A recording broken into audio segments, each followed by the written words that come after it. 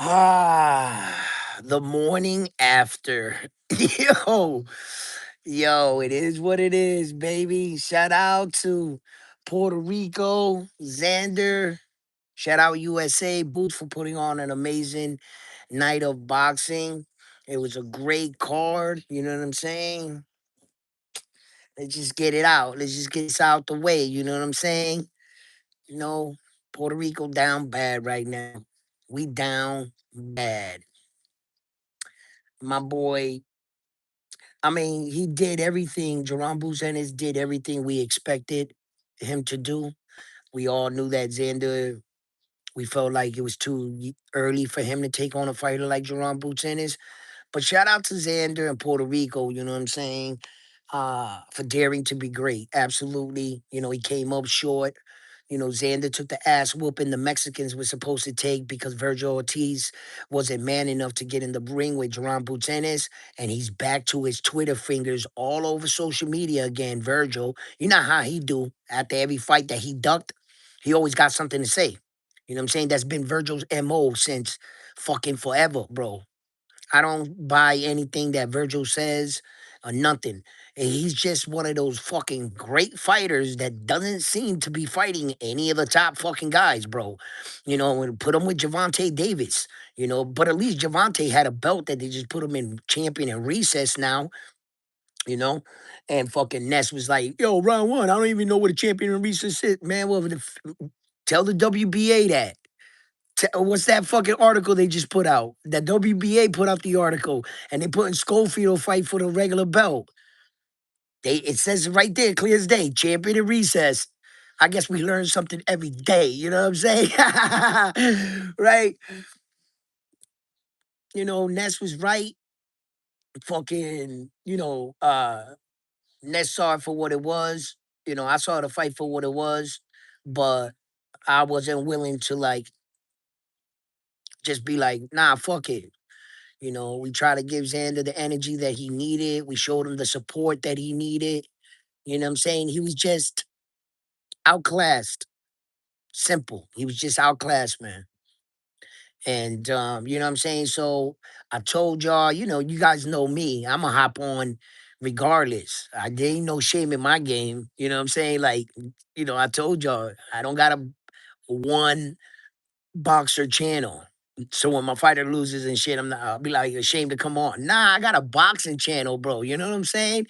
Hey, yo, Ryan, I'm here, baby. Listen, let's go. Round one, get the crow going. You know what I'm saying? Round one, you lost. You know what I'm saying? Hey, yo, I'll take the hit. I'll take the hit right now. You know what I'm saying? Frontline's not here right now, but I know you guys got a lot to say. The frontline. So we gonna let you cook frontline and round one. Okay? So come on, show me what you got. Say what you gotta say. Up. So like acabó el tiempo. Thank you for joining the show today. You know, we'll talk boxing another thing on another show. You know what I'm saying? Yo, we ran out of time. You know what I'm saying? If you wasn't here between the time that it was, you know, we gotta move on to another, another fight. You know what I'm saying, people? Why y'all staying in the past and shit, bringing up old shit? You know what I'm saying? You know, we can't live in the past, bro. You know what I'm saying? That shit happened so long ago. You know, so I don't want to hear it.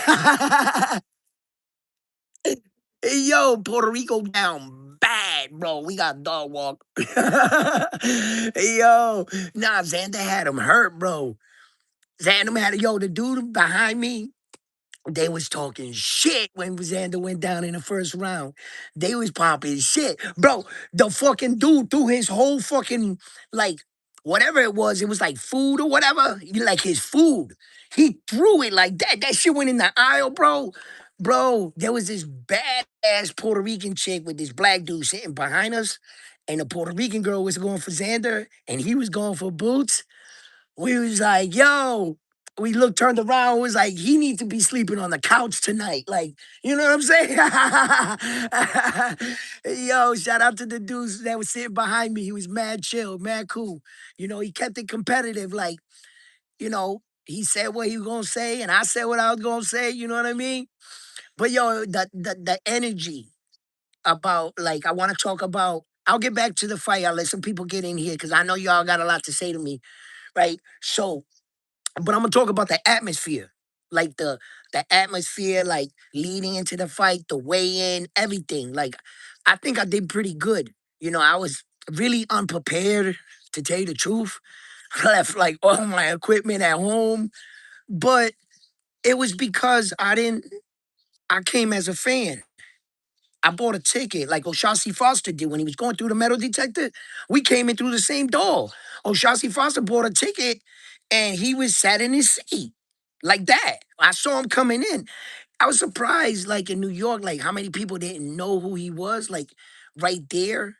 And we were like in the section where you like smoke and shit. So he was coming in through that section. It was like a side entrance. He didn't come in through the main one. I think they might have would have mobbed him. They were like, oh shit, like people box. Of course, we're in a boxing match. People were gonna recognize who he was. So he came in like through a side entrance, Oshaki. That's like one of in the Barclay. So I saw him right away. I knew who he was. I was like, oh shit, that's the champ right there, right? So I started kicking it to him, trying to get him to like, you know, and then Mayor, Michaela Mayer. Yo, that lady is tall as shit, bro. She's pretty too. She's pretty in real life. Like when like she's always like in camera on TV, she looks pretty, but she's even prettier in like person. I guess because I met her or something like that. You know what I'm saying? Um, and like I stopped her in the hallway. I started talking to her. Then yo, check it out, right? There was a lot of cool moments. Like I met a lot of people.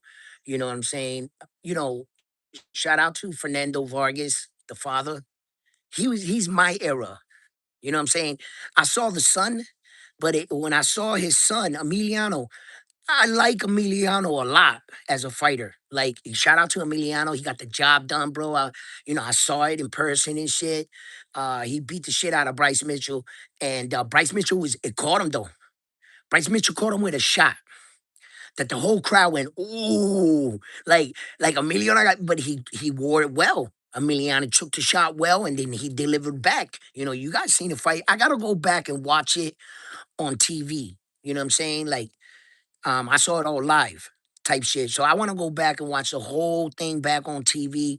Maybe, you know what I'm saying? My anxiety or whatever for the fight was like, or I was talking and I didn't see some things. So it's always better to go back and watch it and shit. So I'm gonna go back and watch that shit. But yo, check it out. It was mad cool, right? Check it out, right? So I'm walking through the hallway in the Barclays Center, right? Yo, who do I see in the hallway in the Barclays Center? Yo, Punch Drunk and Joel, Broadway Joel. Yo. So I saw Punch Drunk. I was like, this motherfucker right here, that motherfucker right there. Yo, he be popping shit online, right? So I don't. I never really like. I like popped in and out of his show before. I know exactly who he is. You know what I'm saying? Because before I started doing my show, I would watch guys like that. But after I did mine, there's only a few dudes I watch now because I'm busy doing my own shit, right? But I know who he is, right? Yo, so I walks up, right? I walk up and Broadway Joel is interviewing him. You know what I'm saying? And all I kept thinking about was fucking Frontline arguing with this dude and coming back and be like, yo, Ron Wood, they kicked me off the panel again. they constantly kicking Frontliner off his show. He like, they kicked me off the show again. Yo. So when I saw him, I was like, hey, yo, you kicked my co-host off your show? You know what I'm saying? Yo, Frontline, I hope you, um, I got a video. I got a video. I haven't posted it yet, but I'm gonna show you. I'm gonna bring it back up and shit. My brother took the phone when I told Punch Drunk that. Yeah, I'm gonna put it up and shit. I was like, "Yo, Punch Drunk," you know what I'm saying? I said some. I don't remember exactly the way I said it. I gotta go see the way I said it because, mind you, I was like 4 or 5 drinks in. I wasn't feeling like nice, buzzed, but I was feeling right. You know what I'm saying? Because I'm not gonna get drunk in like no places like that. You don't. You don't pass a certain limit, bro. Always safety first. You go be aware of your surroundings. Trust me. You in New York, you know what I'm saying? I was born in Newark.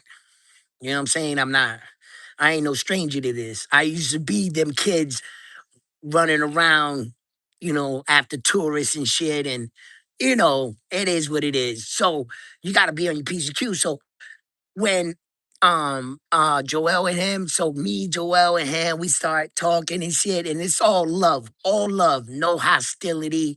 It's not like I was being a gangster or him. I'm just being funny right now. That's all. Because both gentlemen were cool as shit, meeting them. You know what I'm saying? Shout out to Punch Drunk. Shout out to Broadway Joel. Yo, they cool dudes, you know what I'm saying? We had a boxing event and shit, you know what I mean?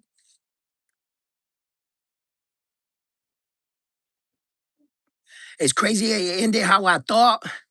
He's like, help me, yo, what? Doing what?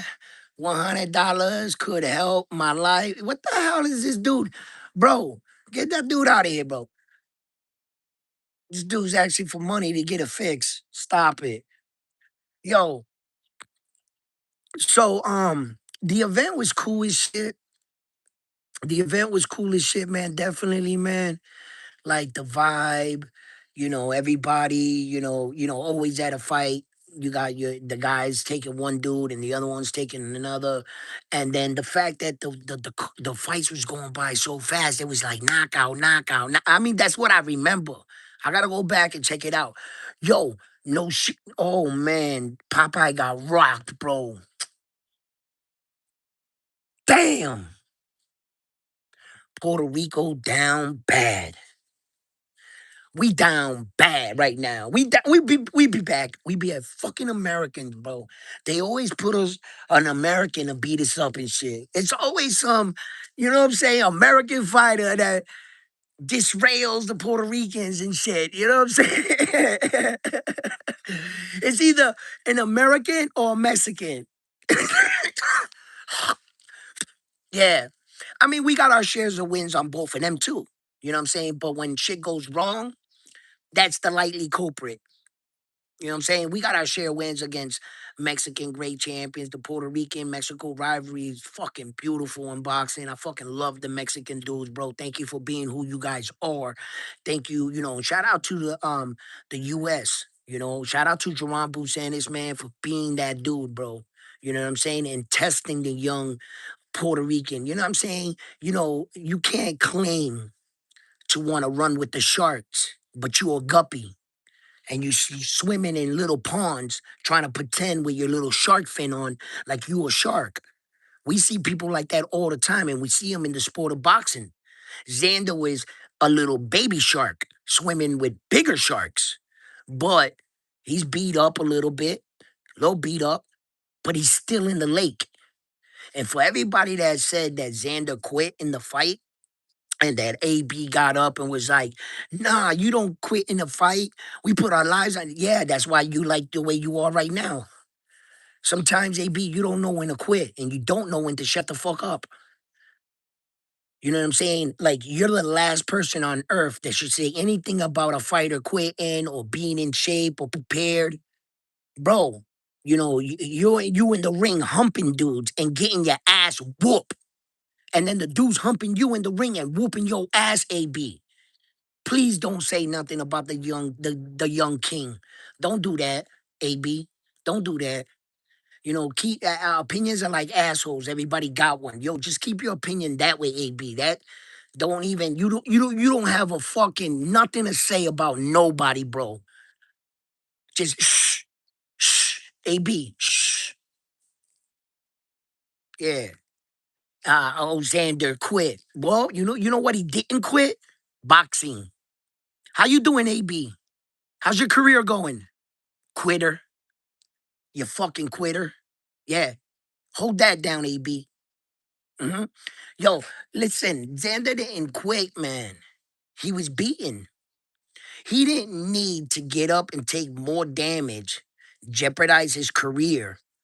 He looked at his corner. He was like, yo, I had enough. His head must have been rocking. Bro, Xander was, I couldn't, I was like looking at the fight. I'm saying to myself, why is Xander standing there taking so many punches and not grabbing him? I'll tell you why. Because of Jerron Boots Ennis' power. He had that young man's brain rocking.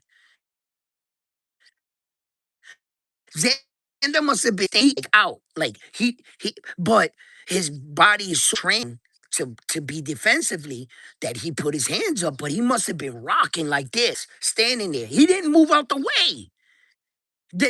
When you try to explain why didn't Xander move? Why didn't he do it? And why didn't Xander clinch him? The reason why Xander didn't clinch him because he was rocked, right? Say he tries to clinch Jerron Boots Ennis while he's dizzy.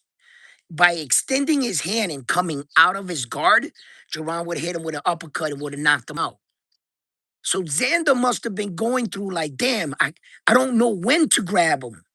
So when he was blocking like this and getting hit, boom, boom, boom, boom, he was gonna try to grab him, right?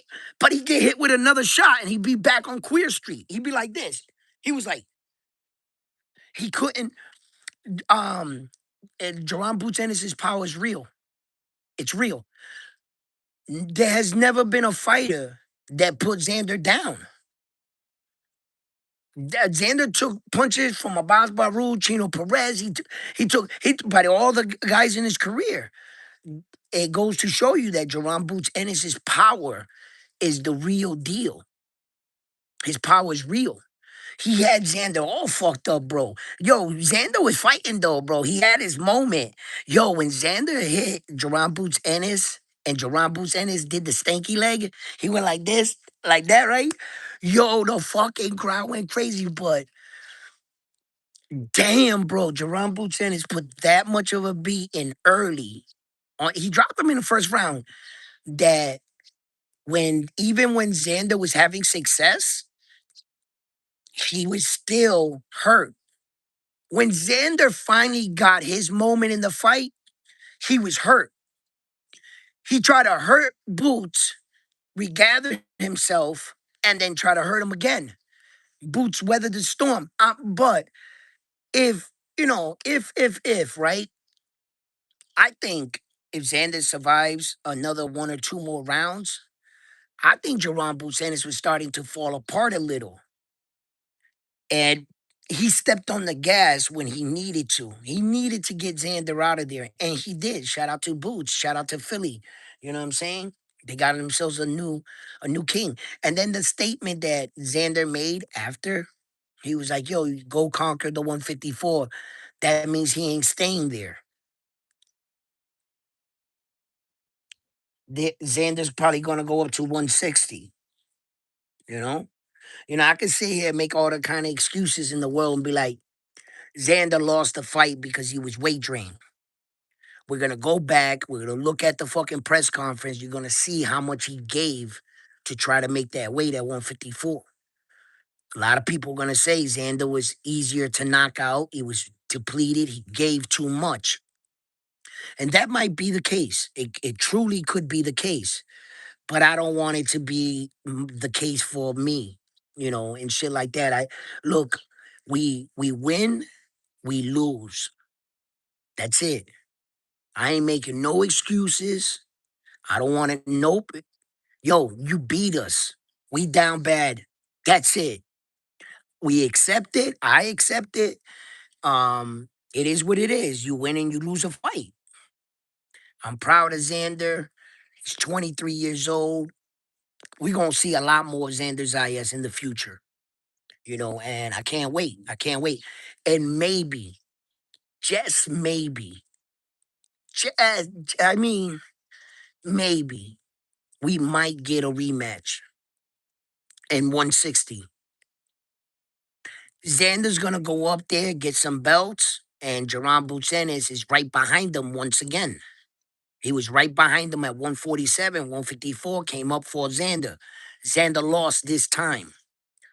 Let's see, one or two, three more years. I mean, Jerron Boots Ennis just turned 29. I think they fight when he's 32, 32. They meet back up at 160. Hopefully, if everything goes right for Xander, he's a champion at 160. We try to get our leg back. And if Xander feels like, if Xander like, nah, I ain't fucking with that man, he good, he nice, then okay, cool, he got your number. But there's a possibility where I feel like Xander and Boots might meet up again. Tell me what you think. Tell me what you guys think about that. You think it's a possibility that, they meet at another weight division? And the next time they meet, hopefully Xander will be a bit more prepared.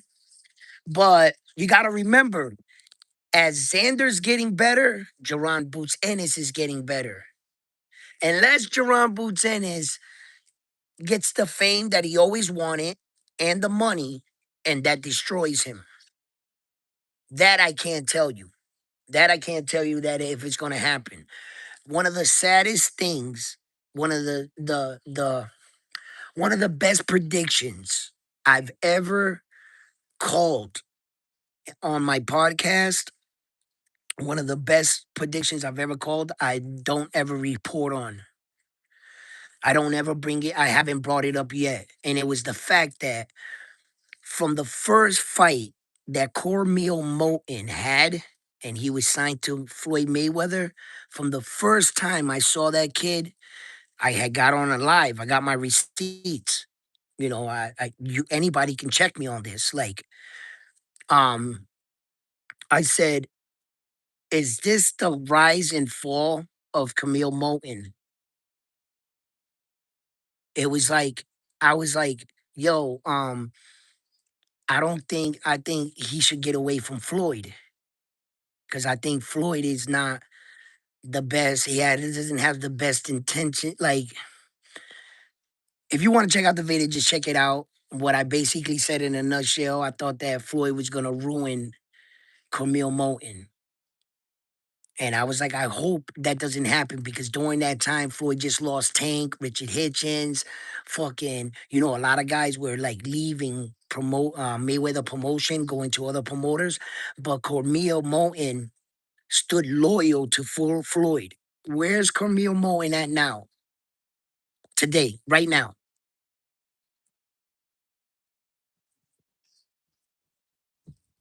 And that kid is nice, bro. I just knew Cormel was gonna be a champion, a multiple division champion. Cormel, that motherfucker, he nice. Like Floyd try to catch all the young talent coming up, and it was like he fucked them up. And then I was like, I was thinking about like, why would you do that, right? Okay, get the best talent of the new era, destroy them, and they'll never break your records, Floyd. You'll always be on top, protecting his legacy, protecting his records. Floyd. Then he put that shit, yo, belt ain't shit to in the minds of the fighters. Well said from a man that got like 28 world titles. He's 50 and 0. Well said from a man that got all those belts and got the most expensive belt ever made in the history of boxing. Floyd Mayweather has that the WBC made that belt, that gold with all the diamonds. They show I saw the how they made it, how they made the belt and shit. It was for that Conor McGregor fight. The belt was worth like $1 million or some shit. Well said from the man that has the most prestigious belt ever created in boxing. But he's gonna tell his young guys, yo, you don't need belts. Belts ain't shit. I wonder why you would say that. That way we don't beat your records. We don't fight 26 world champions, 25 world champions like Floyd did. We don't climb up 4 weight divisions, 5 weight divisions like Floyd did. Floyd got 5 divisions. No, belts ain't shit. The only way you're gonna get credited for every division, you gotta win a belt in the division. So he tells you belts ain't shit, and you're moving out through divisions, collecting no belts. You're not a multiple division world champion. You could say you fought in multiple divisions, but you didn't achieve anything in there. And I think Floyd fucked up a lot of them dudes like that, man. Damn, man, like that, like. It's a dirty game. It's a dirty game. It's a dirty game, man. But look, man, I had a blast, bro. Shout out to Sean Patel too. Um, and my boy there, True School Sports. Yo, we got the donate. What's that? What's up? Yo, shout out to them. Black fighters will what? What's Ryan saying? Black fighters will always be the best fighters in the world. Times changing, times changing, but uh yeah, yeah, yeah, yeah. Uh,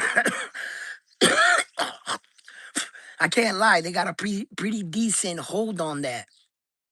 I think if for in their own right, a lot of countries had to catch up to America.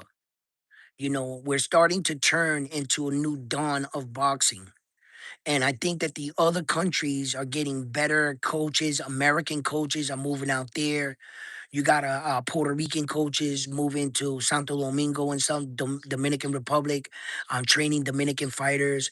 Yuri Cedeno, you know, he came up short with Jahad Tucker and everything. And, you know, the way that fight played out. I didn't even see the ending of the fight. Ended up watching that fight till the last round. I thought who won. And then I started hearing people say, I'm going to go back and check that one out. But America has been in the forefront of boxing for a very long time. And let's just be honest, no one's gonna catch us. No, there's no country. They're not even remotely close to the U.S. Meaning, my numbers might be a little off. So don't fucking give me a text. Round one, you said this number and it wasn't. I'm. It's too early for this bullshit, right? I'm just telling you. Uh, America just roughly got. They're in the 400s.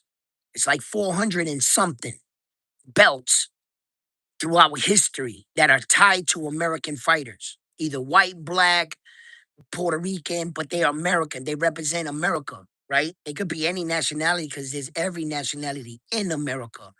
So, but if you represent that flag, then that counts. Okay, for instance,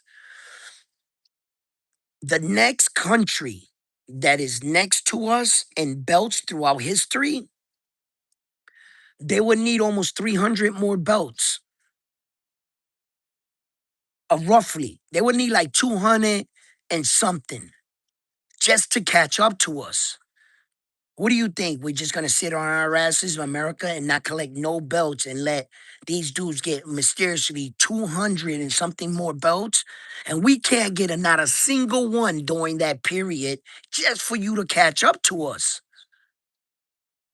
They're not gonna catch us, bro. No one. So we can just draw a line in the sand right there.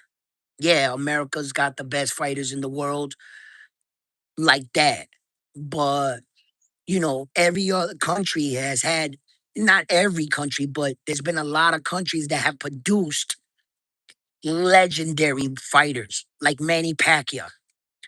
Yeah, Philippines don't got crazy world champions, but you can't deny that Manny Pacquiao, you know, he was a single guy. You know, U.S. had a lot of guys. You know how many Floyd Mayweathers we had in the U.S.?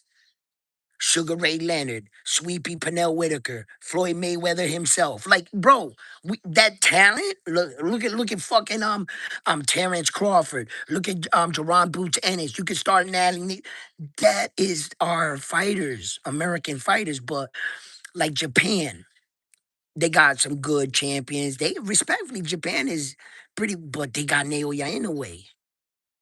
But he's one dude like in America, we're hard to impress because we've had Marvelous Hagler. We had fucking Sugar Ray. We had, you know, both Sugars. We had, you know, these kind of fighters. I mean, I could sit here all day naming off American fighters, man. You know what I'm saying? So it's just that. But now, the last 15 years, 20 years, boxing is changing. In America, we've been fighting off the back foot in boxing right now. We've been fighting off the back foot. Yeah. They a lot of people attacking us. They bring in real fighters now. You know, you saw with the Triple G era, like that, and then it was like Triple G and them against Mexico. That was Mexico stepped up in that one. They was doing that, and that the U.S. we haven't had a heavyweight champion since Dante Wilder type shit. And who did we have after Dante Wilder? Because our boys are big. They got more options in the U.S. They can play football, baseball, basketball. Not a lot of heavyweights are getting that big and saying, "Hey, let me go punch my brains out in boxing to be a heavyweight champion." No, it's typically the guy plays football, blows out his knee, and then tries boxing in the U.S. That's how it is. We get a football player that couldn't make the roster or something, but he was too big to play in the NBA and he couldn't hit a 100-mile-per-hour fastball. What do? Box. That's how we get our boxers in here. But if you take away basketball and football, like you was like, no more basketball and football in the US, right? Where you think all those dudes would go? We would dominate fucking heavyweight division. Once again, it'd be a flood of all big ass American dudes going to boxing and shit. We would take over. So yeah, the UK and all them other dudes, they got it because what do you got to do in the UK? Play soccer or box? Football is only played one place on the planet, the US, the NFL. What you going rugby players? Come on, man. They're gonna be boxers. That's why the UK is always gonna dominate. As long as the Americans don't find interest and there's not a lot of big kids that they mothers now you better play football, $100 million contracts and shit. We're not, you know what I mean? But if we wanted to, America we'd probably take that shit over back again. I can almost guarantee you. Imagine Shaquille O'Neal boxing. Yo, but you see him awkward, but imagine a Shaquille O'Neal from a child in a boxing gym, not as a basketball player, and then you converted him. No, imagine Shaquille O'Neal. The first sport he ever did was boxing. That would be his first. Get the fuck out of here. He'd have knocked Usyk right to flip him out of the ring. Come on, bro. We got big boys in America, big boys. They doing other shit, but it's like, you know, um, this fight was very exciting, man. This fight card, man. I had a blast. I had a fucking blast. You know what I'm saying? I gotta go back and read these chats right here. When I get back to the house and Frontline get on, that's when, when the real shit talking is gonna start. Yo, Frontline right now, he hasn't woken up yet. Yo, Frontline's in his house right now, hiding out from the public and looking out the window like, yo, I'm gonna let this pass over and shit. You know what I'm saying? Yo, where's Frontline at, man? You better get up here and take your crow, bro. My man's down. My man lost. That's all right. We be back. We be back. We down bad right now. We down bad. We down bad. We down bad. It's all right. It's all right.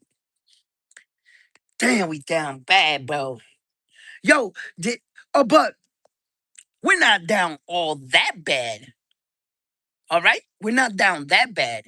Did you see Juanita Lopez de Jesus there, man? Did you see that, boy?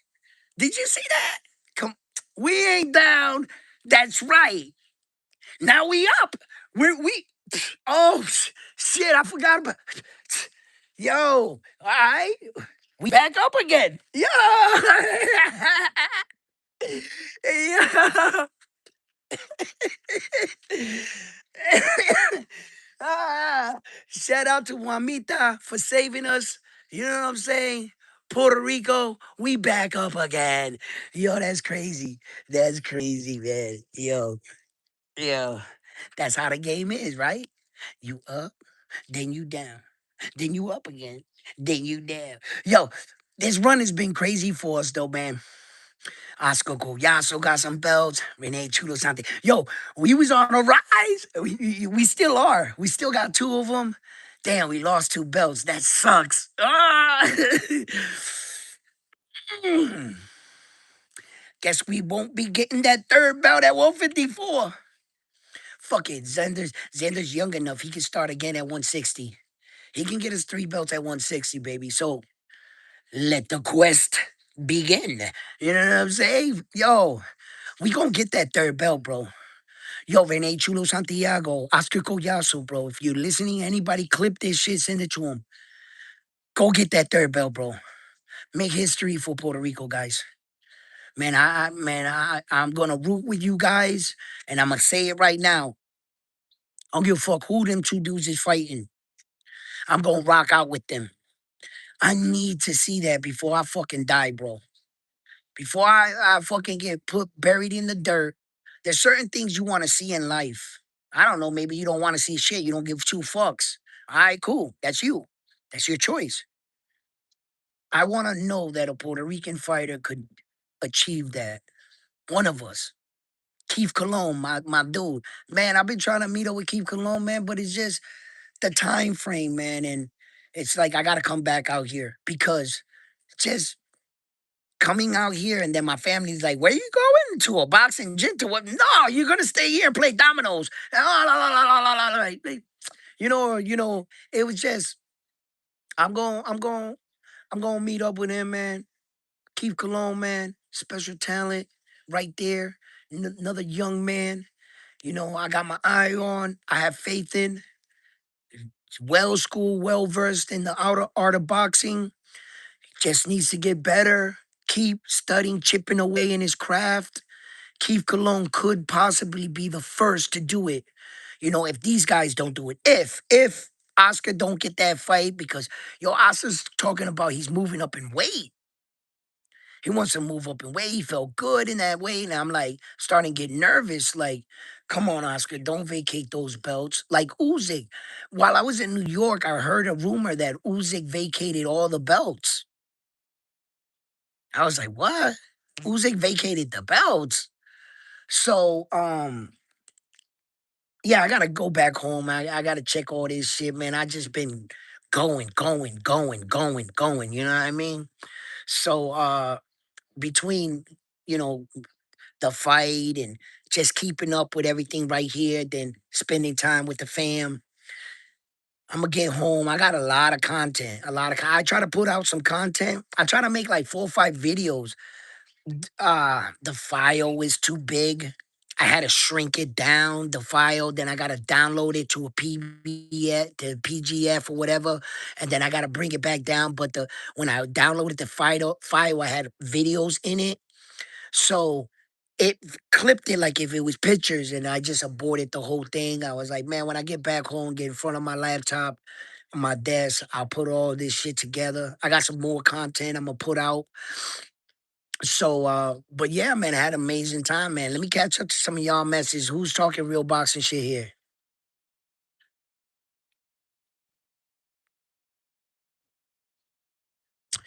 Come on, do you want to be my friend? What the hell are people trying to hustle my channel for?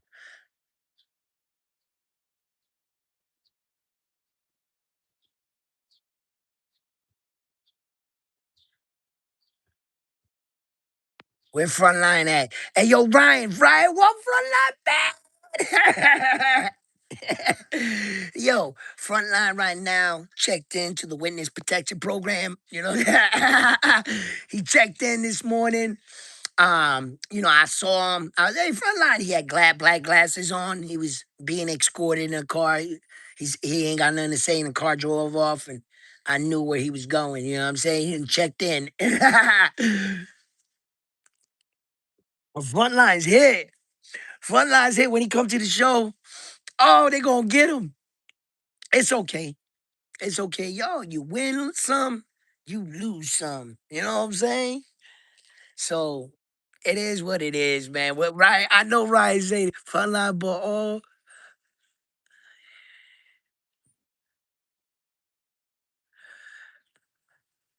where Ryan, he talking to you? Where Frontline at?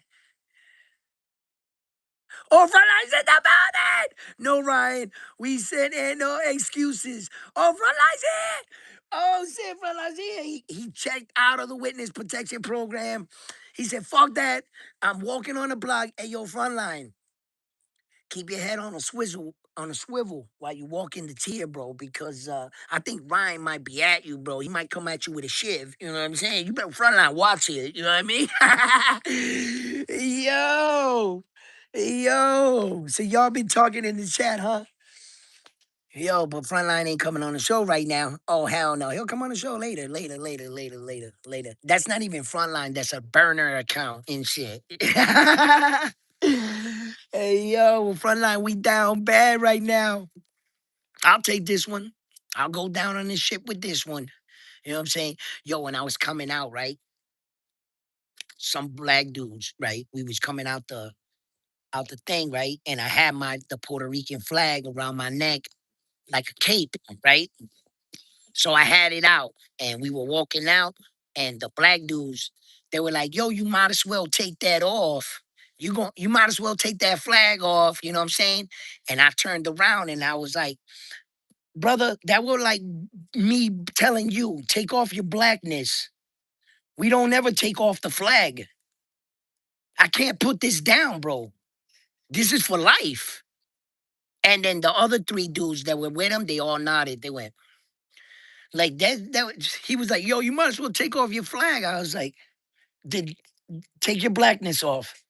What do you want me to like? You're not gonna do. I'm not gonna do that, bro. Win, lose or draw, I'm gonna keep it up. The flag, I kept it up. That's it. There's no shame in defeat. We competed, but we lost. We came up short. We got our ass whooped. Cool, cool. Shit happens. You know, we whooped a lot of ass to get where we were at. So when we get our ass whooped, ain't no crying. Ain't no crying. We left a lot of bodies back there to get to this fight, Xander. All right? Plenty of US fighters, plenty of Mexican fighters. He fought like five, I think 5 or 6 nationality, country flags, Xander, in his career already. So, yo, you can give out ass whoopings. You better be able to take one. That's it. And for Boricua, we ain't no excuse. We ain't no excuses, bro. We lost. And I'm not trying to say like we lost, so like to minimize it. Nah, we got dog walked. We got rocked. We got fucked up. Yo, listen. Yo, he made Xander fucking check out. He made Xander check out. Xander realized he didn't have to take no more damage. He wasn't gonna beat him.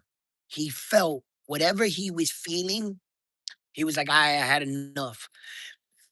It's not quitting. It's living to fight another day. It's knowing, all right, you got my number today. But knowing that. How about that fighter that's no, I'm not gonna quit. And he keeps going in the fight and takes life changing, altering. That fight changes him. Caleb Plant wanted to be in that fight with how much did that cost him? So much, in fact, he has never really been the same after that fight with David the Monster Benavidez. When the corner was telling Caleb Plant, we want to stop the fight, he said, nah, let me go out on my shield. At what price? At what price? But and then you want to clown the dude for recognizing I took enough damage. There's no need for me to take more damage. I'll be back. So don't be smart. Get fucked up and ruin your career because that's what the fan wanted to see. Rather than to live to fight the next day and become a world champion and not have taken so much damage. Some people can say you checked out and everything. Look at Tim Zoo. When Sebastian Fundora had him all fucked up, Tim Zoo said, yo, bro, all right, I had enough. Why does Tim Zoo gotta go out there and get massively a beating just to prove to his country that he's a tough guy? Tim Zoo was like, man, listen, I'm gonna go on again and have big fights. And here he is with Errol Spence Jr. in another big fight. you know, less damage and everything going forward. Shit happens, bro. We down bad, bro. Puerto Rico, man. You know what I'm saying? We took a hit, bro. We took a hit, and I'm not gonna sugarcoat it. You know, like or minimize it. Like, oh, okay, now get on. Okay, Xander lost. So what? No, we was popping shit. We was popping shit. It is what it is. I'm eating crow right now. You know what I'm saying? I'm up here eating crow. I was wrong. Saying Jerome tennis ended up being too much for him. I told Frontline don't put no money on it. I made that video that I snuck it in my predict. You can for the people that saw it, and I'm not looking for an scapegoat out. I'm just being honest, motherfuckers. Who the fuck was the favorite in the fight? Was it Xander? No, it was Jerome Tennis. What did we feel? The consensus that he didn't have to take this fight, right? He didn't have to take this fight, right? But he did. He took the fight and he came up short. You understand? So it's like, what up, Matthew? Matthew, yep. It's so we knew, you know what I'm saying, like the obstacle, the hill. And my breakdown was always based on maybe, maybe I don't know. I think Xander's a better fighter, you know, than a lot of people are doing. I think Xander bought into the notion that he was gonna stand there with Jerome Buchanan and prove, you know, he didn't box him as much. And Jerome Buchanan put enough pressure to put young Xander in boxing situations. He didn't let him breathe. He Jerome Buchanan is more seasoned, and that's exactly what happened. The boxing analysts had it right. Everybody had it right. They just knew. You know, I was upset that he took the fight, but I can't tell Xander what to do. Once we found out that he wasn't a sacrificial lamb for Top Rank to get to the zone deal, all the top Puerto Rican dudes that had any sense, we looked up and was like, "You didn't have to take this fight, Xander, and you took the fight now." Collectively, we went and huddled as a Puerto Rican. What the fuck is Xander thinking? Yo, bro, like somebody stop this shit. Like, but we was already there. He chose to take the fight, and there was no backing down after that. You know, what am I gonna do? Abandon Xander when I knew he was gonna lose? Kind of support is that? Oh yeah, I like Xander Zayas, bro. You know, and I really believe in the guy, but I got Jerron Buchanan in this fight. Fuck out of here, bro. We, you know, as far as, you know, being proud of your flag and your country and you want to see your people succeed in life. And he Xander's a real one, and the Puerto Rican community felt deeply like he deserved our respect and our support, hands down. He deserved it. He earned that right. So we knew once we were like, "What the fuck are you doing fighting Jerome Buchanan, bro?" We knew it, like we knew it, and I would give you my breakdown, and I was always saying that, yo, Xander might be able to do this. He's a better student. He got a better coach. Jerome Buchanan was just too much. He was too much. He needed that fight to prove to the world that he's him. Jerome Buchanan just didn't get his big fights. And shout out to Xander for being that big fight that he needed. It was actually a Puerto Rican fighter he had to fight. Those were the two guys actually at the top.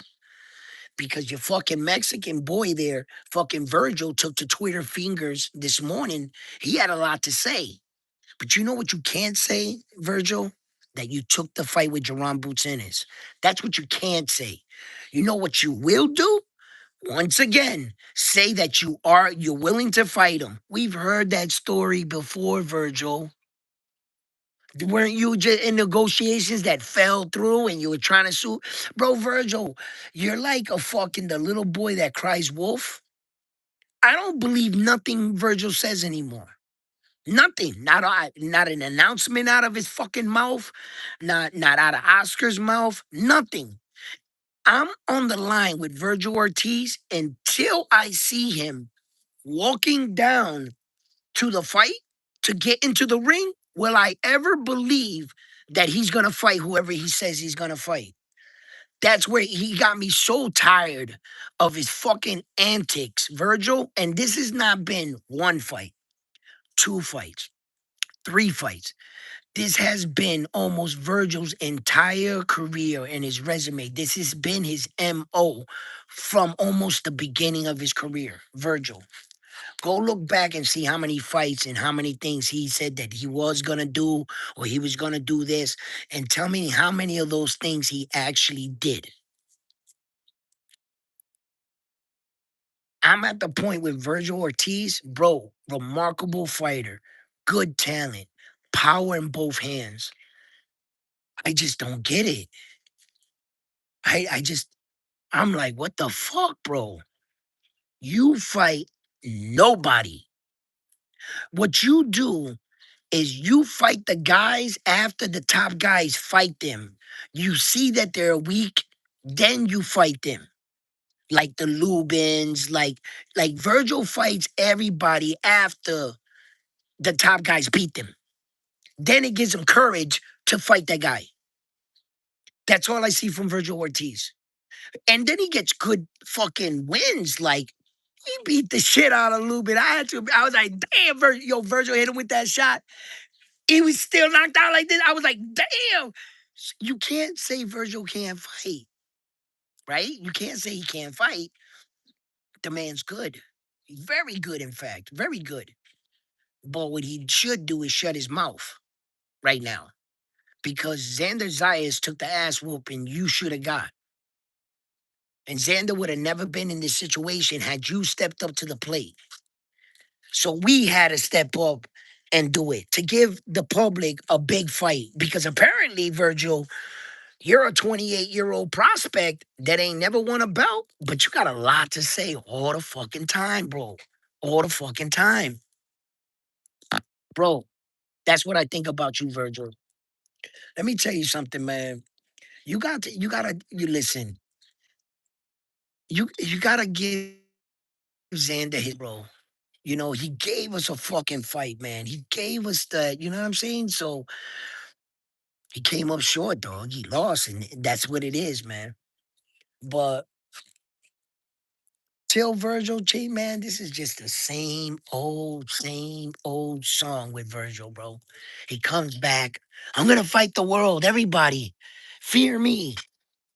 Never, ever happen. Just don't happen, bro. Hold up, fellas. Let me put y'all right here for a second.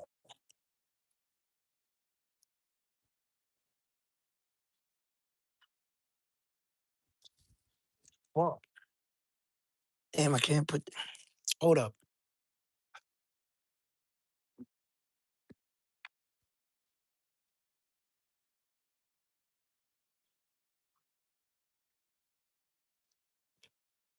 I'll be on my way home today around noonish, somewhere around there, 3, 4 o'clock or whatever. I'll be headed back home. So, but I had a great time, man. Shout out to everybody I met. Shout out to everybody I took pictures with. A lot of people knew me, you know. A lot of people like knew me from my channel and the Boxing Voice, and from other events that I've seen them there too. So, yo, it was mad cool, man. The whole shit in the Barkley, man. It wasn't that bad getting there from Jersey. Got down to Penn Station, took 2 trains, the number 401, going towards Fulton. And then from Fulton, no, we went first. You would go down, I think it was the Empire State Building there. I mean, what was it? The World Trade Center, the Trade Center. You go down that way first. Then you get on the go, walk through the building, go to Fulton, and then you take the number 4 or 5. That brings you to the Barclays Center. It wasn't really that bad. It wasn't really that bad. The travel wasn't that bad at all. So, the ambiance, talking to the fans and shit. I hope I met a couple cool friends and dudes, you know what I'm saying? Like boxing enthusiasts and shit. Like, you'd be surprised how many Jerome Boots and his fans, man, I was going back and forth with, but in a cool way. You know what I'm saying? No hostility. It was just men talking boxing shit and saying what they feel. When they would say something to me about Boots and how he was gonna do it, I I respect that. Respect, respect. One dude interviewed me in the hallway. He was a brother. I think he has a boxing channel. He interviewed me with a mic and shit or whatever, one of them little mic things. And so if you see some content out there with me on it, let me know. It's me talking about the fight. So there's probably gonna be a couple things put out or whatever, you know what I'm saying? And I'm proud of that. I'm proud of that. I'm proud of being part of boxing and giving back to boxing. Bringing content and going to these boxing matches and meeting the people that talk about the sport that I love. And more exposure as always. If they make a video of me like, yo, this dude said this, and then he lost, that's okay. It's okay with me, bro. Okay. If you live by the gun, you'll die by the gun, right? Live by the sword, you'll die by the sword. In this field right here, you always know that you're gonna in my field, I cover boxing, there always has to be a winner and a loser. And like always, I'm on to the next one. That's how I do it. That's my slogan. Like after this fight, there'll be another fight we won't talk about, and another one, and forward, and we keep going, and we keep watching these kids turn into prospects and then contenders into to world champions. You know, um, it's just like it doesn't end for me. I don't put my heart and soul behind one fighter so that when he loses, I'm devastated. Nah, I'm not that kind of fan. Nah, I got a lot of pride. I support. Yeah, but I'm not that invested. And like my boy was telling me, yo, we should put money on this. And I tell you guys, I don't gamble, bro. I put no money on this fight. So when Xander loses, I'll be double fucked up. Like I lost my money and he lost. And Puerto Rico down bad. You got the triple whammy. Nah, fuck that, bro. Nah, I'm not losing my money. And nah. That's why I don't gamble, man. But I'm not telling you guys what to do. You guys are grown ass men. Do what you want. This is just my choice. That's all. I'd rather not gamble because I always feel like it'll give me a biased approach on my guy. I already got my money on him. It's like put your money where your mouth. You'll never get to see the other guy for what he really is. You'll never get to see him because you'll be thinking oh, your guy's this. You put money on your guy. So it's like that's gambling fucks it up for me. It does. Cause you know, it does. But that's my choice because I cover boxing. I need to see the opponent and what he brings to the table. I need to see it. I can't be biased and be betting on this. And plus, like, you know, I don't get my thrills off of it. Like some people when they hear that slot machine light go off or something and they say winner and they get that like, yeah, I won shit. Like, oh shit, I tripled my money. I don't get that feeling. Maybe why I don't gamble. I don't get it. I get that feeling for other things and I could see like, yeah, like other like stuff, but not for that. But yeah. But I think Frontline, he might have betted the house on Frontline. He put the house on Xander and both the cars and the dog. Yeah, man, they coming to pick up them cars and that dog today. Frontline let it ride. I said, yo, and that pride to get you fucked up, bro. Too much pride. I was like, yo, but it's always cool to put your money where your mouth is. There can't be no greater like support. Like you was so down with it. Like I'm willing to put money on it. I think my guy's gonna win. So that should stay it all right there. Your support is definitely on that dude. So yeah. And if you can win money and your guy can bring you money to you, like, yo, is your guy winning fights? Is your guy getting you paid? Because my guy's getting me paid. Type shit. I can see why, you know? But I just choose to like stay out of it. That way I can just cover it. But this one was for pride. This fight was for pride for me. That's all. That's all. That's all it was. On to the next, baby. Fuck it. We adopted Emilio Vargas. You guys ain't taking him. You know what I'm saying? He Puerto Rican now, not Mexican now. You know what I'm saying? We taking him. All right, because y'all ain't showing him love. You know what I'm saying? I don't feel like you showing him love. You guys weren't screaming that loud.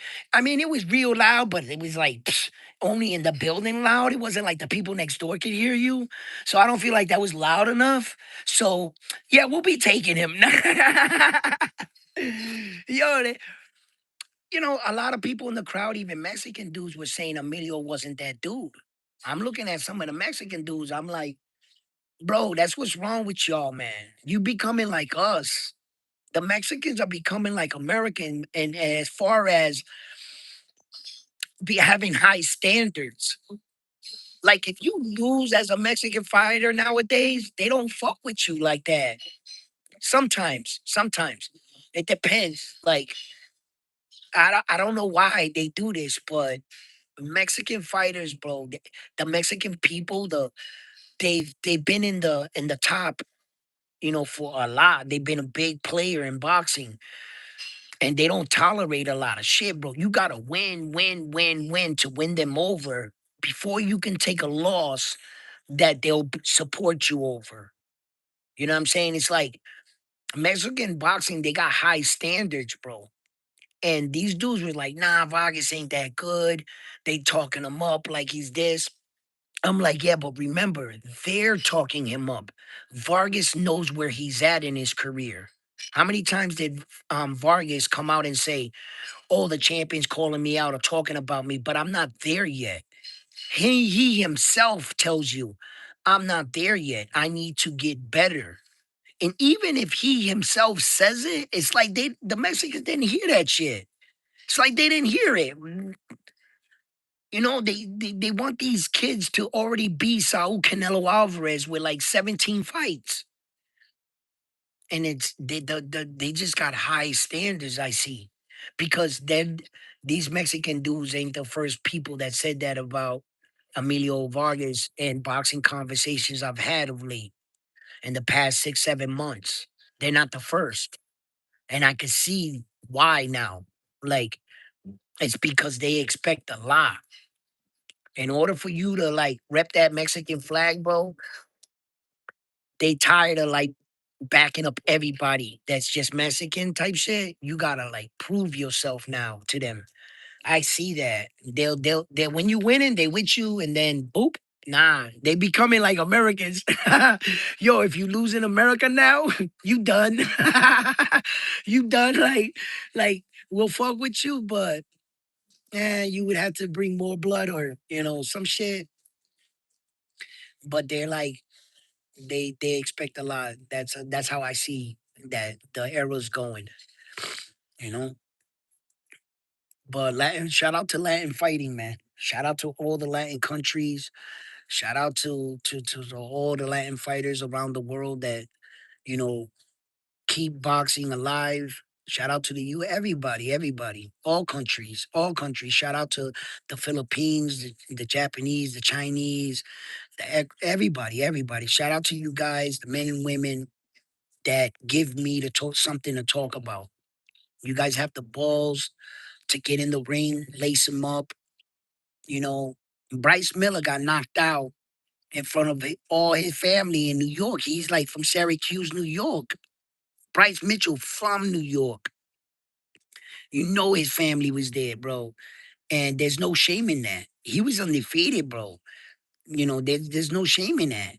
It's like, cool, man. You dare to be great, man. And you wake up this morning a little discouraged, you know, and this is a tough sport, bro. This is a tough sport. It really is.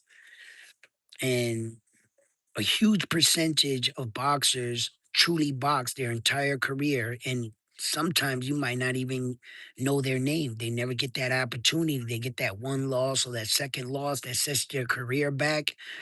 In boxing, if you're not just winning, winning, winning in the beginning, it seems like you can get side rail or somebody takes you as a fight and you come in as a sleeper. Like Popeye had a chance last night. And Popeye, a lot of people didn't know him like that, right? And the world got to see a bit of him. I wish he would have had a better account of himself because even if he lost, Popeye's whole like demeanor with the Popeye and the little fucking pipe thing and shit, like his swag about it, he would have like it could catch on. But he got starched. I mean, he got starched.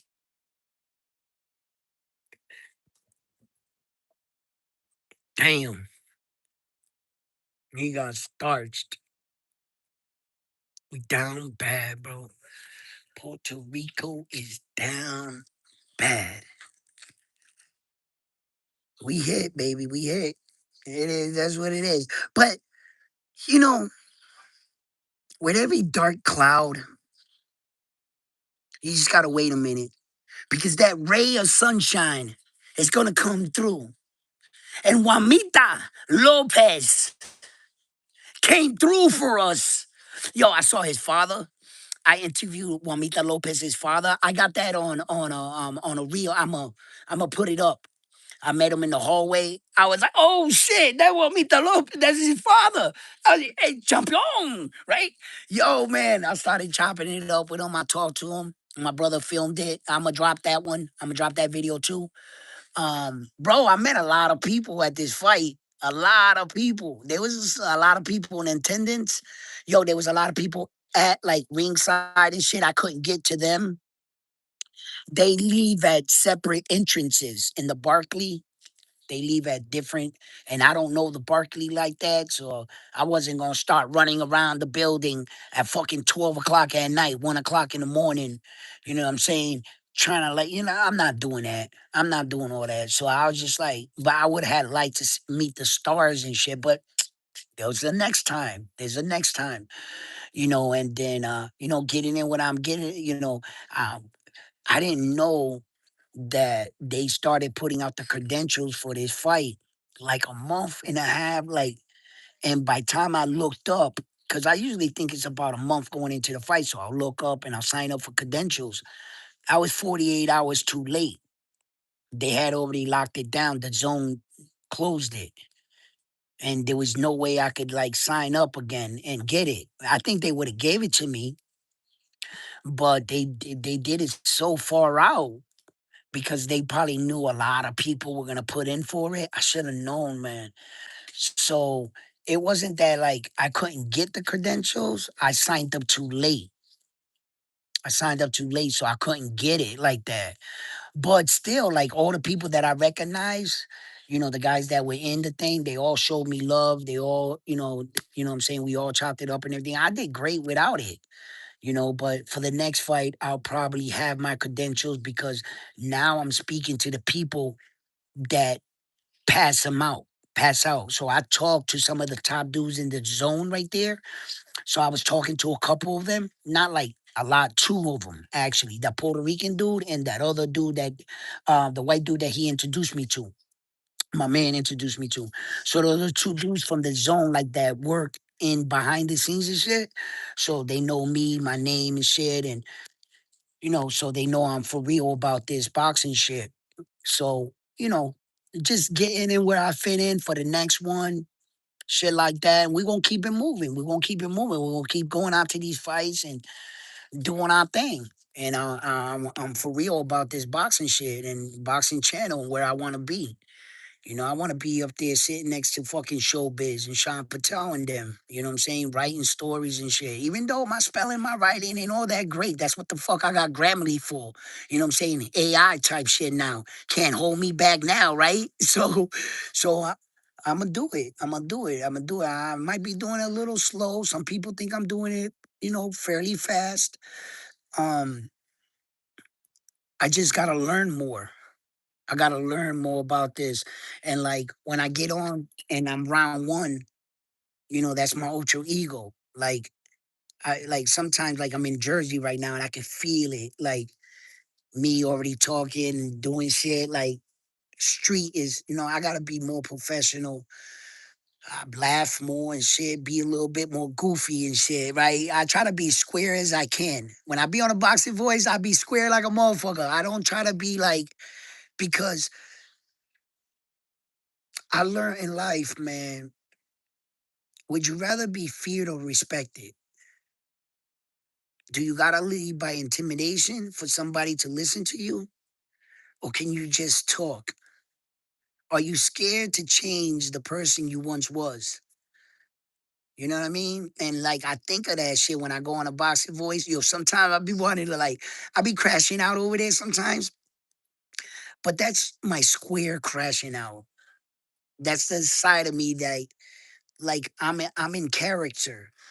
You know what I'm saying? When I'm on the boxing voice on the show, I'm like, I'm round one. You know what I'm saying? That like that, right? I'm trying to get away from my old like my the old dude I used to be. Like I'm trying to leave him back there. The way he talked, the way he dressed, everything. I'm trying to leave him back there. You know what I mean? But sometimes he come out. And when come out, he want to play. He want to stretch his legs. You know what I'm saying? What you say? Like, yo, I be bugging sometimes, man, and I be hearing in my vocabulary. You know what I'm saying? Sometimes I go back street. I try to stop that all the time. I try, at least I try, you know, because I'd rather be listened to and respected than try to be a tough guy. Try to be like, oh, I'm street. I'm like, you know what I'm saying? You know what I'm saying? You heard? You know what I'm saying? We gonna man, shut the fuck up, man. Grow up. You know what I mean? That's how I feel. Like I know that's who I was and that's what it was about back then. And if people know me, watching me on my live, yeah. But there's always room for change, growth. You know what I'm saying? I need a suit and tie, baby. You know what I'm saying? I think I look better in a suit and tie anyway. You know what I mean? I think I always should have been in a suit and tie. You know, should have made better decisions at the win. Should have made adjustments. I was just down in life. Life beat the shit out of me in the first rounds and shit. But I got up. I'm getting up. I got up. You know what I'm saying? I might have got knocked down a few more times. You know what I'm saying? But I want to be in a suit and tie, you know? So I'm gonna do this boxing shit, man, and just I think I do a hell of a job. I give you guys content, good content to watch, man, and you guys, recognize what I'm doing. I'm just like you. I'm the little guy, the small dude, man, the dreamer. You know how they tell you dream big, all that fucking positive affirmation shit in school. We be like, you don't live where we live, huh? Like I'm just the little guy trying to make my way through, bro, in this boxing shit. I see people like these dudes and they're there with the fighters and shit and calling the fights and it's what I want to do. It's what I want to do. Fucked it up, couldn't fight. I just not that I couldn't. I made bad choices. That's on me. Shame, Edwin. Bad Edwin. You know what I mean? Well, I never became a boxer. Fuck it. But hopefully, man, maybe one day they'll retire my jersey. Put me in the Boxing Hall of Fame for boxing content. You know what I'm saying? In a new era of content creator.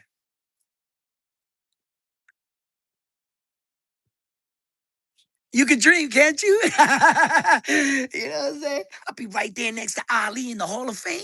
Stop it. You have to pay some money to go see me. You know what I'm saying? All of it. There's it might be a small picture. I might not have no belts underneath it. I might be next to Rocky, like Sylvester Stallone. See, Sylvester Stallone's in the Boxing Hall of Fame because of his movies he made. The kind of boxing reach that those and audiences and boys and girls that wanted to be Rocky after watching those Rocky movie, the influence that those Rocky movies had, it would probably be the equivalent of like 100 top boxers in the world. That them Rocky movies is the people in third world countries are still popping them movies in Rocky. Like Rocky is worldwide. What Sylvester Stallone did for Rocky, those movies, everybody wanted to be a boxer. Yeah. He deserves to be. There's a lot of people in the Hall of Fame that are not boxers and should be there. Ring announcers like Michael Buffer, he's going to the Hall of Fame for his contribution to boxing. How many referees go to the Hall of Fame? Guys that ring the bell. Bing, bing. For 30 years, they've been ringing a bell. You might not know who they are, but they gave their life to boxing. They deserve to be in the Hall of Fame of boxing. They're a part of it. There's other ways to get in the Hall of Fame in boxing. And I see that. I see that.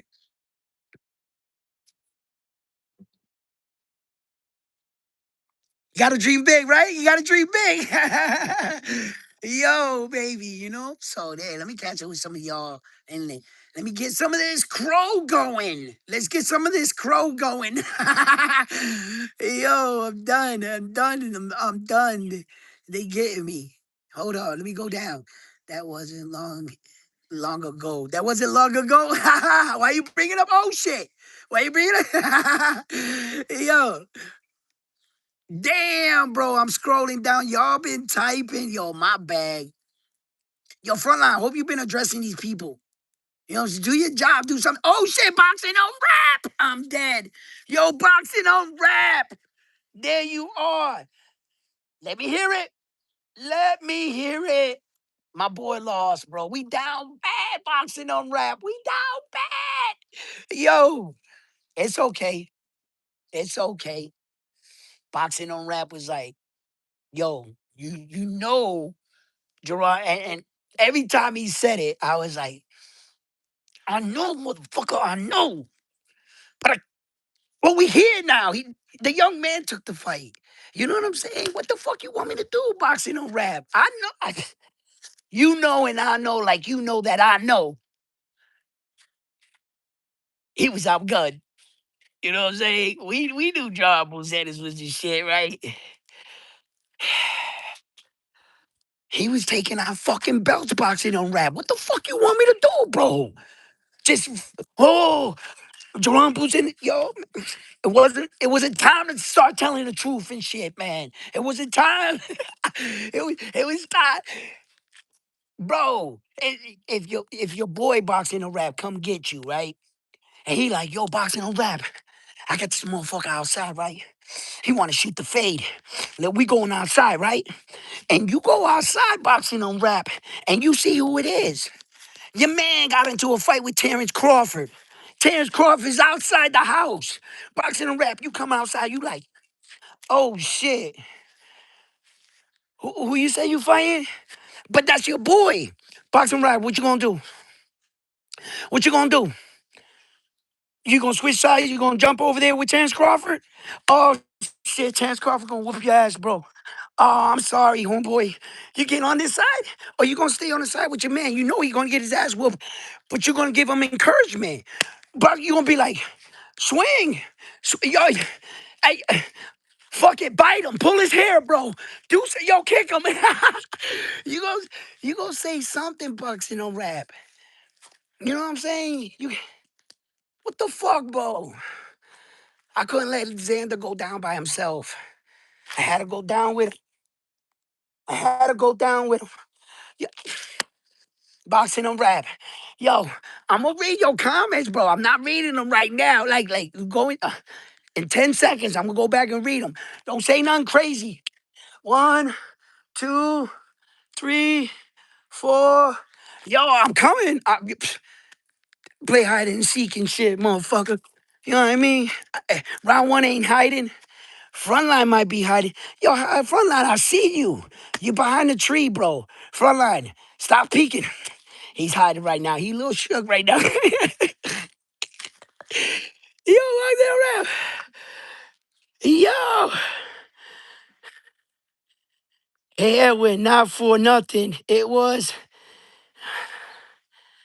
class. It's an instant classic. Yeah. Yo, Super Novato. What up, baby? Yo, listen. Let me tell yo. Listen, guys. If you guys got Crow to the show, and you guys want to give it to, because we lost and shit, you guys can forward all those emails to Frontline. You know what I'm saying? Hey, yo, care of Frontline. See, Frontline, you done got me into some shit again. Once again, fucking with Frontline, because Frontline walked up to the house trying to fight Terrence Crawford. I came outside. I was like, yo, Frontline. Hey, Frontline came to my house, was like, yo, round one. I got these motherfuckers outside. Let's go. I walk outside, it's Jerron Boots in his. What the fuck? Frontline. Why? Hey, yo, Frontline, let me talk to you over here for a minute. Now, before you start fight, over here. Oh, Frontline, come, come over here, Frontline. Let me talk to you. Yo, that's Jerron Boots in his. What the fuck is wrong with you? Now I gotta turn the corner and hope Frontline do something. What you want me to tell Frontline to do to Jerron Boots in his? What you want me to tell him to do? Hey, yo, Frontline, fuck it. Bite him. I don't know. I don't know what to. Yo, pull his hair. Poke him in his eye, bro. Yo, Frontline, I'm not telling you to run right now, but you need to run right now. Yo. That's what Xander did. Xander picked a fight, came up to the Puerto Rican's crib. He was like, yo, I'm about to fight this dude outside. We walk outside. Yo, Xander, what the fuck you doing? Fuck you doing? And what boxing and rap think I was gonna do? Bro, I swear to God, I'm gonna have to sucker punch a fucking Jerron Busanis right now. From the side. Yo, we gonna have to go down. We went down, bro. I threw my punch, I missed. Jerron Busanis whooped all our asses. We got our asses whooped. We down bad. Damn. Yo, boxing on rap. Para decirte la verdad, yo no sé por qué él cogió esta pelea. Tú lo sabes y yo lo sé. Tú lo sabes y yo lo sé. Bro, ya estamos aquí. ¿Qué yo iba a decir? No. Mira, es una cosa diciendo la verdad, right? Es una cosa. Pero contra papi, Xander's, what he was representing for us was too much. It was too much to walk away. He was the leading. He could have got that third belt for us. That was important for the island. In boxing no rap, you didn't even know that shit when you was on my show. And I told you in boxing history, there has never been a Puerto Rican that just had three belts. And you yourself didn't even know that. That's why it meant a lot to me. It didn't mean it's not going, I'm not that invested into it where it hurts. Cause I take I back up. But it stings a little. It stings a little, but like boxing a rat, like what the fuck was I gonna do? You know what I'm saying? I couldn't, and at least I was honest with y'all. I told y'all don't fuck with me on this one. I told y'all this is the one I'm betting with my heart, like not betting my money or anything, but I'm invested in because of what Xander represented. I couldn't back down. I couldn't back down. You know, it's just like I said, your boy pulls up to your crib, you go outside, there's 10 of them. You like, what the fuck are you doing, bro? But there's no doubt I'm going down swinging with my boy. This is gonna hurt. I'm gonna get fucked up. I'm gonna be mad at you. We gonna talk. We gonna talk about this when after we get out the hospital. But I'm gonna fucking go down with you, bro. I'm not gonna. No, we going to war, bro. Matter of fact, I'm the type of person that I know that I'm down so bad that I'm about to get my ass whooped. I'll throw the first punch. Let's get this over with. And my boy won't have to throw a punch at that point. I'm just leading the way. You know what? We gonna get fucked up. Let's get fucked up. So I've had those friends before, trust me. And I've gone outside and luckily we did pretty good. I can't say I really ever got beat up like that, like that, like that. Yeah, beat up a little. I've given out worse ones. So I never got one that I gave out like a beating I gave to some dudes. Yeah, I never got beaten like that. But neither did Xander. And he got wiped. Damn, Xander, baby. Fuck. I had to get wiped down like that. We was talking shit. We was all proud and shit. We was walking in the buildings, swinging our flags, stomping our feet before the fight started. We was in there in that motherfucking Barclays Center popping shit. We fuck Jerome Bruce Ennis. And then we was walking out like this. Yo, that's fucked up. Yo.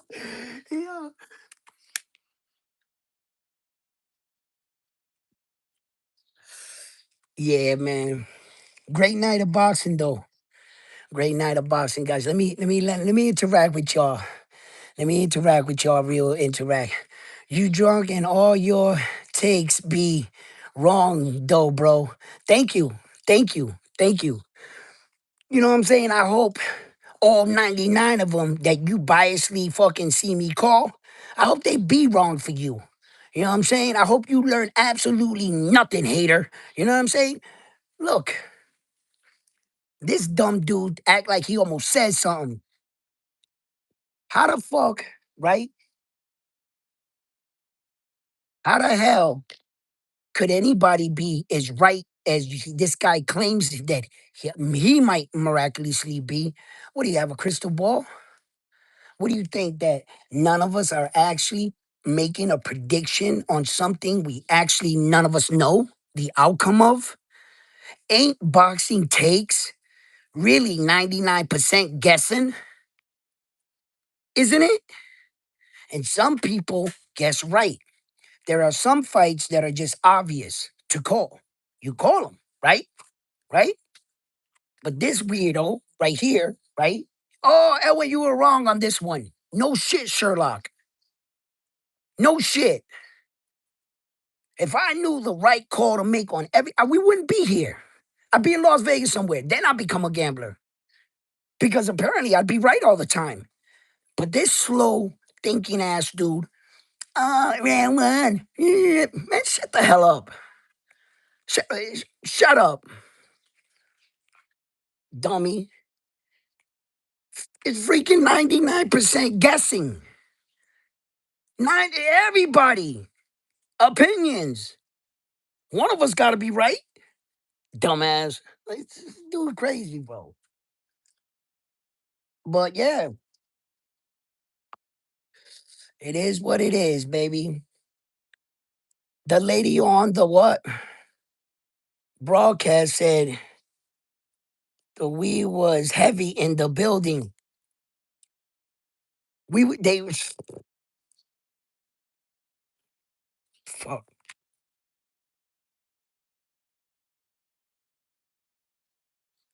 fucking around with my little brother, right?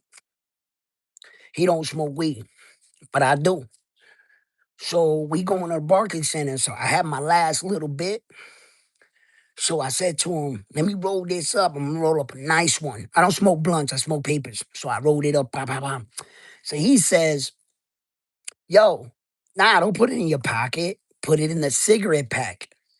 We get to the metal detectors, they like put everything in the bucket. So the lady's like, look, I can see your pack of cigarettes in your pocket. Take it out, put it in a bucket. I take it out, put it in a bucket. She goes through it, she finds my weed. You can't have this.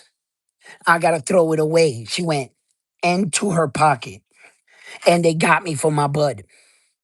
Then I get in the Barclays Center and not the entire, not the entire fight, but the main event fight, everybody started lighting up. I looked to the left, he was smoking, and I'm looking at my brother like, bro, did I just fall for the okey doke because of you? I slept. Bro, I know how to smuggle shit in. I should have been myself. I wouldn't have got my weed. Matter of fact, I, I was about to tell her, yo, mind your fucking business. Put that weed back in the pack. Put it back in the pack. I should have grabbed my shit. I'll be like, I'm going to my car to put it away. And just grabbed it. But the fucking line was ferocious. There was like at least 1,000 people behind me. I would have to get back in the back of that line. I was like, fuck the weed. All right, you can keep it. Yo, by the way, that's OG could. Yeah. I told her the brand it was. You know what I'm saying? So I got, but shout out to the dudes out in Brooklyn that blazed with me out there. They was like, they was like, yo, you smart. I was red man. You got weed? I got the paper. Yo, yeah, but everybody started smoking at the end of the fight. Yeah, dudes was smoking hella weed in the fucking thing. You gotta know how to sneak it in when I want. I'm a fucking G. I'm a veteran. That's why, bro, when you start going into character, trying to be a good person, it's like you forgot all this shit. You know what to do, and you feel silly because bro, I would have never went for that shit. They would have never got, bro. Come on, man. Weed is not metal. It's not gonna go off. You could literally put that in your corner pocket, and you wouldn't have went wrong. It was like I fucking with citizens. I be acting, trying to be the right way. Like once my mindset get in, like, all right, Elwin, stop being so fucking, thug and shit. Be professional type shit. And I'm with little bro, my little brother. He does. I think the toughest thing he ever got was a traffic ticket. He's not that type of dude, bro. He's never, what I'm saying? He's a good family man, you know what I'm saying? A provider. He's a man's man, my brother. So, like, I'm with him. I'm trying to be cool, you know what I'm saying? Type shit. I'm trying to be like, and I felt silly. I gotta admit it, I felt silly, bro. I was like, man, I'm doing rookie. Like, I'm sitting there like, I can't sometimes, man, listen, bro.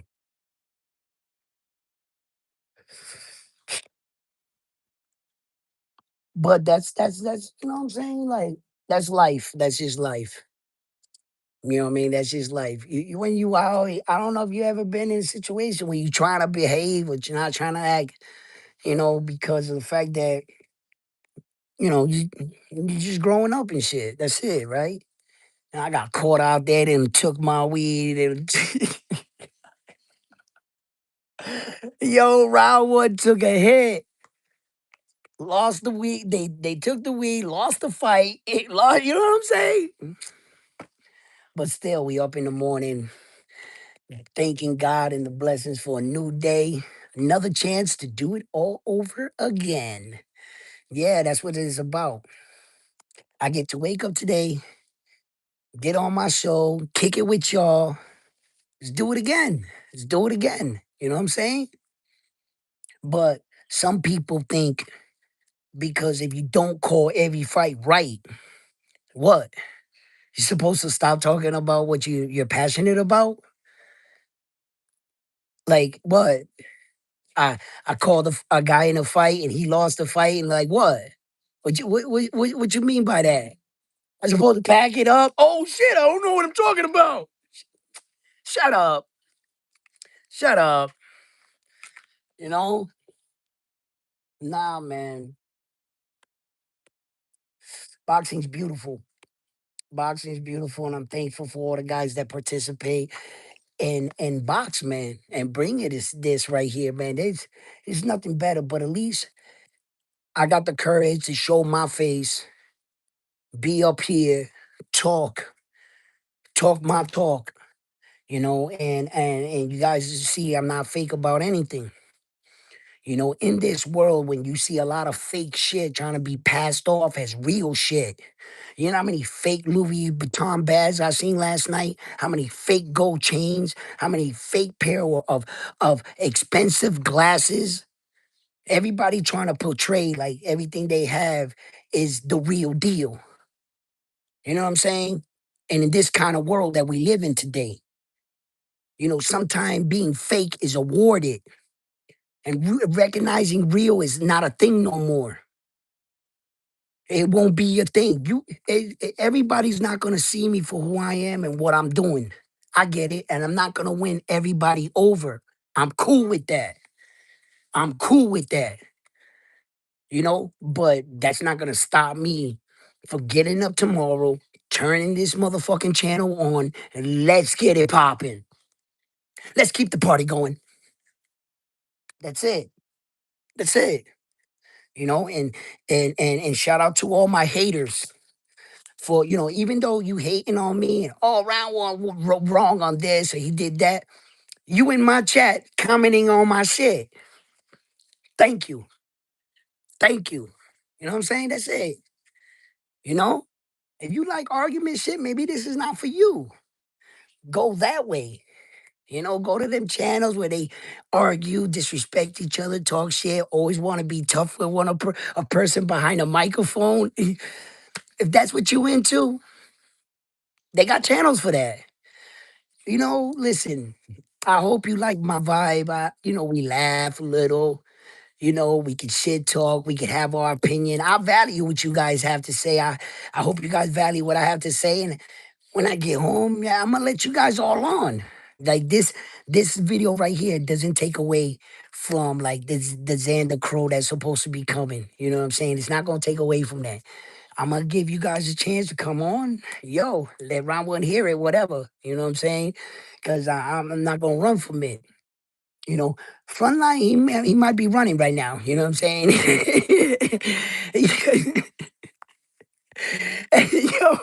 yo, Frontline can't show his face on boxing streets. Yeah,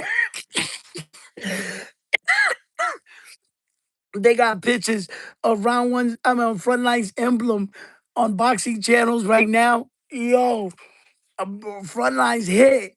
Yo, hey, yo, Punch Drunk just sent me a text. He said he wants you to go on the show. Yo, Frontline, you gonna catch it. Whoa. Oh, that's funny. Oh, shit. There's a lot of shows he can't go on. Hey, yo, Boxing on Rap is gonna come on the show later, I bet. He gonna fucking give it to us.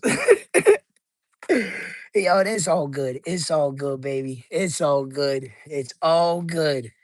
You know what I'm saying? I still got me a signed autograph Xander. So, you know what I mean? That's cool. He'll be champion again.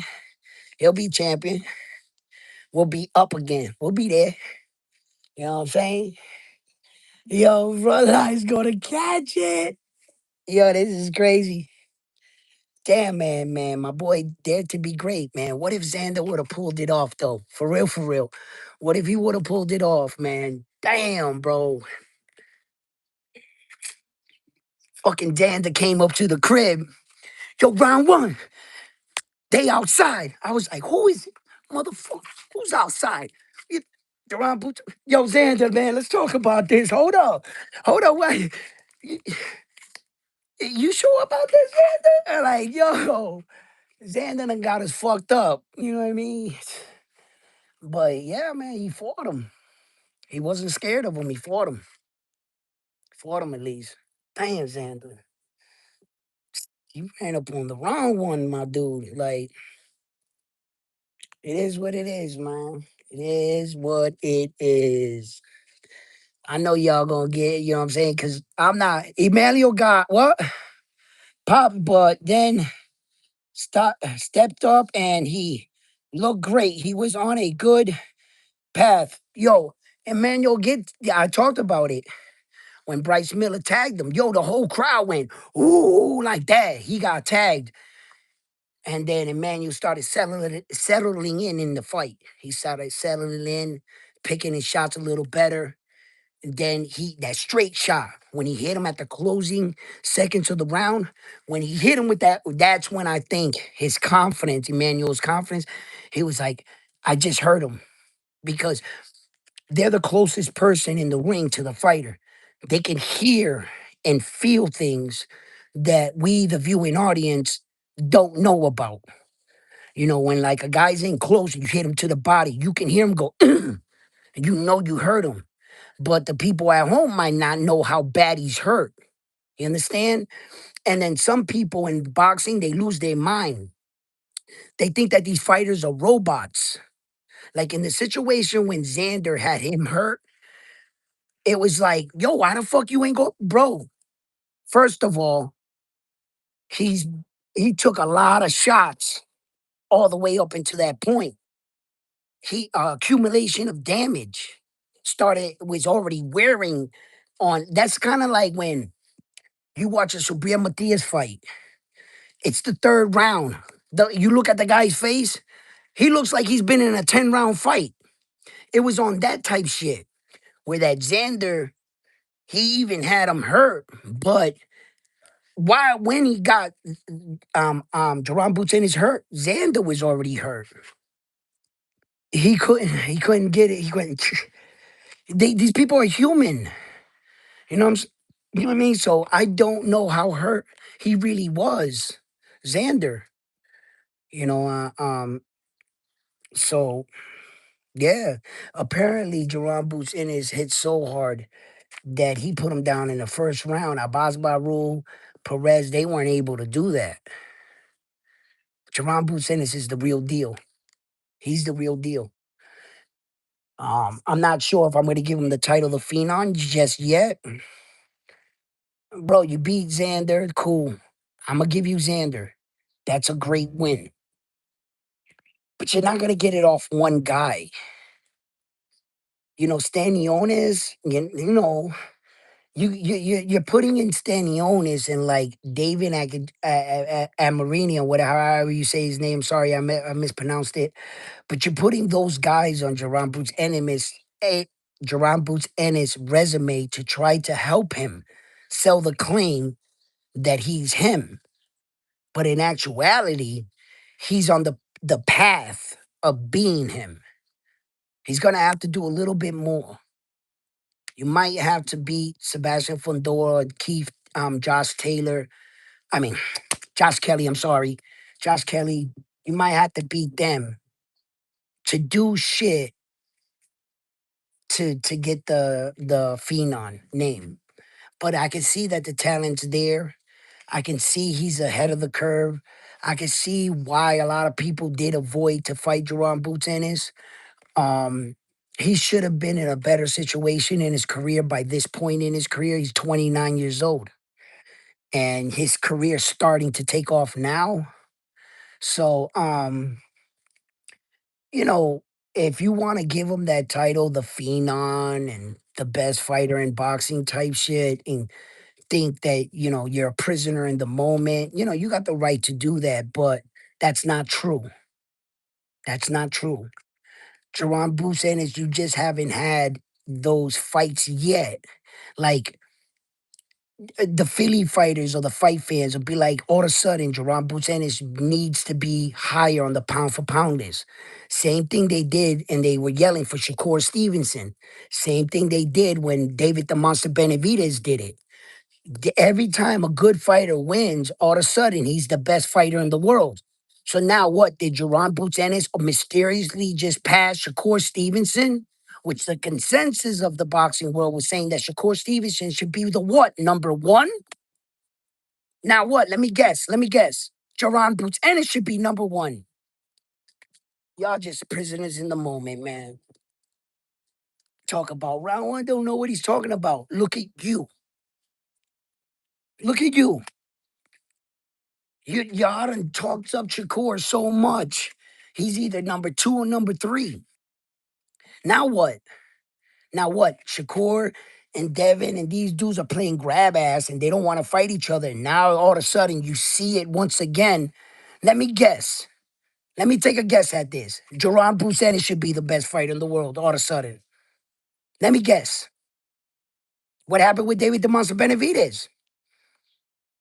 Hmm? I mean, stop it. Stop it. Jerron Bruce Ennis hasn't done enough. Six on the pound for pound list. Yeah. Six, seven, six, seven. You know what I'm saying? Right around there. You only beat Xander. That's it. That's all you beat. Nah, bro. Ah. You guys are giving fucking Shakur for beating Tio. One fighter, bro. You guys are fucking crazy. Now, if Tio went on Shakur went on a run, beat Tio, Devin, Keyshawn Davis. Yeah, number one, number two. Yeah, because he's beating all the top guys. He's going up through multiple weight divisions, beating all the best guys. Yeah, now we talking. But one guy, Jerome Poussin has just beat Xander. Where are you placing him on the pound for pound list? Where? I'd be interested to know. Because look what the fuck you guys did for fucking Shakur. Before Teofimo Lopez, who did Shakur fight? I'm right here. That deserved him the right to be, because just before the Tio fight, he was a boring fighter, wasn't he? Tom and Jerry. But now you guys got Tom and Jerry up there in the third, second spot. Yo, y'all boxing fans is crazy, but you have the nerve to say round one, don't know what the hell he talking about. Type shit. Y'all be bugging, bro. Like I be nah, Jerome Bruce Sanders don't deserve that shit. Hell no. No. He deserves to be on the pound for pound list 100%. Where I place him, y'all done just talked up Shakur. You just talked up David the Monster Benavidez and put these guys in spots they shouldn't really be in. But you guys did that. Now what you guys gonna do? Talk up him past Shakur and David the Monster Benavidez? Now all of a sudden, Jerron Boots Ennis passes all of them. I swear to God, I bet that's what's gonna happen. And I haven't even checked in on the YouTube streets, but I can guarantee you that that's what they're gonna try to say. One win, bro. You guys are fucking gaslighting for real. Like, that's not how boxing works. You gotta, in order to be on the pound for pound, you gotta prove that you can beat every style. You could beat all styles. You could fight, lefties, righties. You can adjust. You can beat them at their own game. You could do it throughout multiple weight divisions. That's pound for pound. That's pound for pound. Jerome Buchanan, you went from one weight division to your second. Okay. And you fought one champion in one weight division with two belts. And you fought one guy that had one fight in 3 years and you were emailed the other belt. How does that spell pound for pound? What how could you? Today era is crazy, bro. You gotta do very little, and you can be awarded all kinds of fucking status. Yo, it's a soft ass era, bro. I see why they say that now. It's true. They the John look at the Shavante Tank Davises of the world. They're literally like the face of boxing. Jake Paul, Tank Davis, like, and Tank Davis ain't on no pound for pound list. He's not even 10 on a pound for pound list. And remarkably, if the man said tomorrow, I'm gonna fight here, it would sell out. It goes to show you what kind of era we live in today in boxing and how we view these fighters. Jake Pauls of the world it can make more money than our real champions. Shit, if you would have let them, they would have put Jake Paul on a pound for pound list. If you let them, and people would eat it up. It's just a participation trophy era, and it's. I'm not sure if it's good for boxing or if it's bad for boxing. Not, it's too early to like because I don't know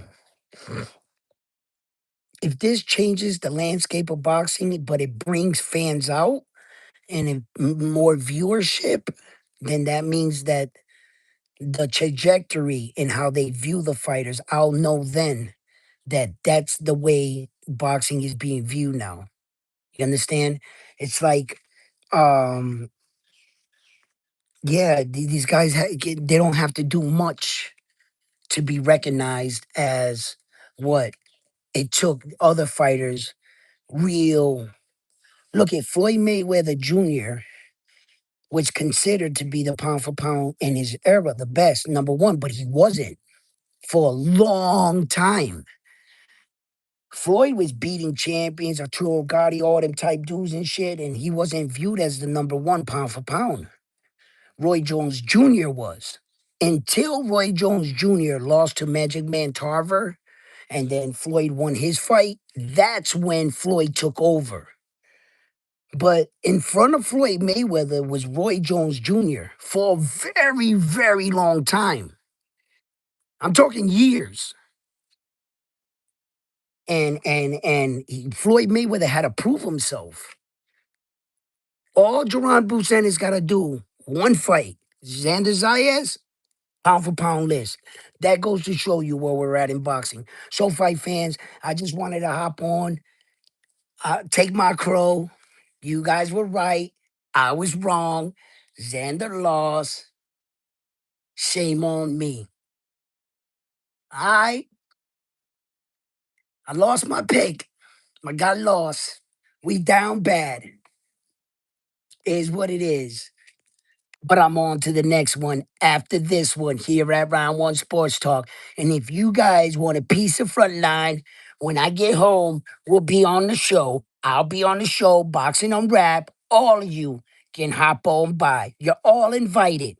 All right? Peace. Everybody, thank you. Hit the like button. Let's get the likes up to at least 50 likes. Let's go, guys. Let's go. And have a blessed morning. I'll be on my way. I gotta catch this bus and start heading my way back home. All right, guys. So I'll see you guys later. And peace. Yeah, I gotta start getting ready, getting the truck car wash, start packing up and shit. So gotta cut the video. I love you guys. Peace.